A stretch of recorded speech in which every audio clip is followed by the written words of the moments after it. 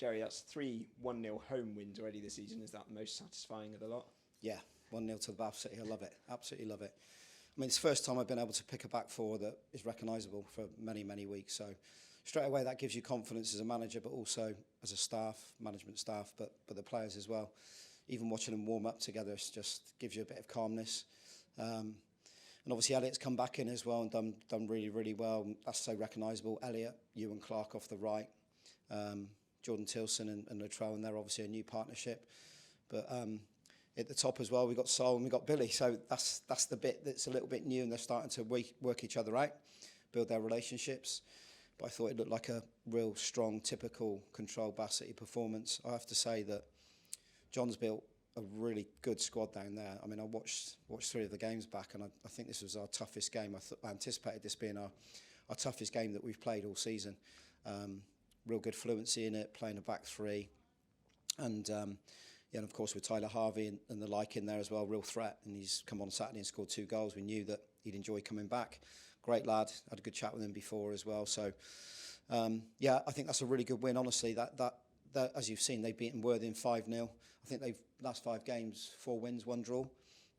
That's some form. So give us a bit of credit in that one. It's right to say, people may say, well, Truro didn't create too much until the end when Harvey's obviously pulled us out with 2 brilliant saves. But I think a bit of credit, or a lot of credit, must go to our team tonight and our lads, because the shape, the discipline and the threat when we got it was really, really good. Yeah, talk through the winning goal, because the assist was made sort of not far from you. But it's not exactly a throat ball, is it, from Elliot Frith? It's well measured, and Andrew Smith took it so well. Yeah, I think Billy wins a header and it lands, and Elliot plays a lovely ball over the top. And that's what Sol is. He's a real threat. He's a pain to for any defender. I wouldn't like to play against him. Obviously, he's got that pace, but he's strong as well. So when he's up against those big defenders, it's not nice for them, because he can bump them. And once he's away, he's hard to catch. And what he does show is quality as well. So we used to see it, didn't we, when he played for Hungerford, and obviously for Maidstone as well. But he was playing in slightly a different role. I thought he's been terrific down the middle tonight. Constant threat, understood when to go and drop in, understood his press with Billy as well. Because if we didn't get that right tonight, that was the main focus on the dressing room board, was ensuring that we got our press right. Because we're at home, we want to be aggressive, but we don't want to get picked off. So we had to pick and choose, and I thought we worked that press really well, kept our shape and discipline really well. And it's a great goal. Like you say, it's a great goal from Sol. Shame we didn't add to it. There's a few corners flashing in, and Sol's got in at the end as well, made a chance for himself. Elliot's had a couple that's landed, not quite been able to catch them. But what I like about that is he's landing on second balls, and we've talked about that a lot. We weren't so good at that last year, but we're starting to really improve those areas now. And for people like Latrell, I said in there that he's a young man, he's learning, he's going to have games, he's got better every game he's played. But he's going to have games where he's not influenced the game too much on the ball. He's going to have to land on second balls and do all that ugly stuff. And it's a real team effort, and right down to our goalkeeper at the end, who was absolutely magnificent.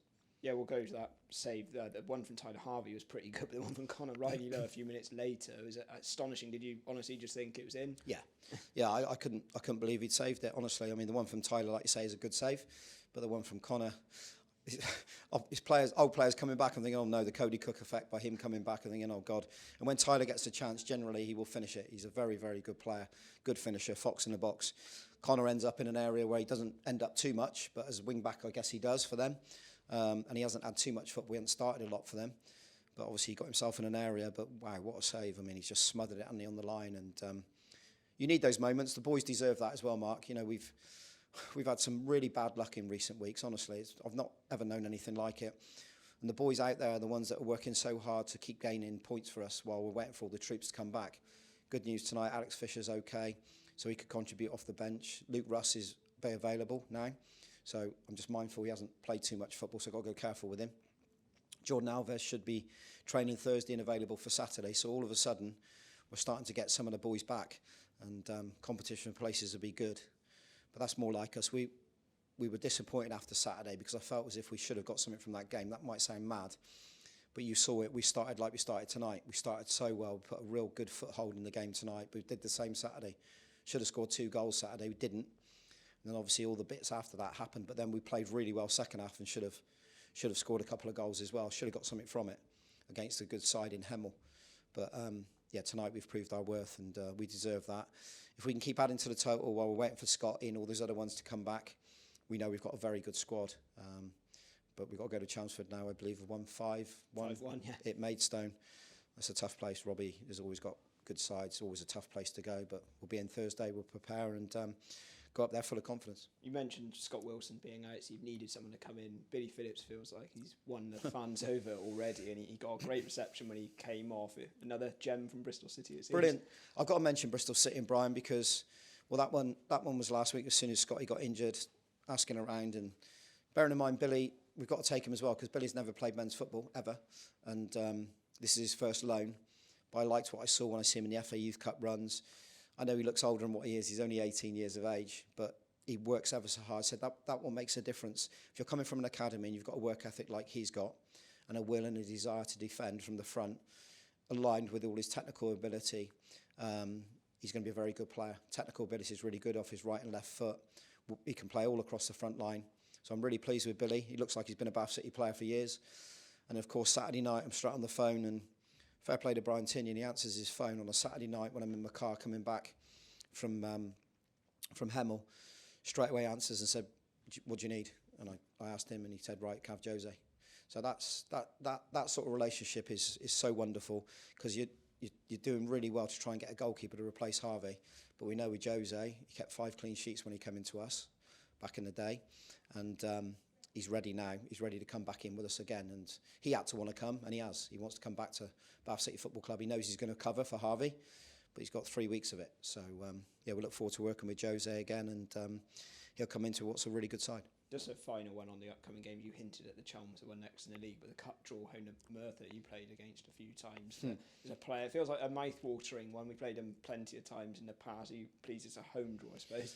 That's the bonus with it, but also know that Paul's got a very, very good squad over there. I think they're 6th in the league currently. A lot of players that I recognise obviously there.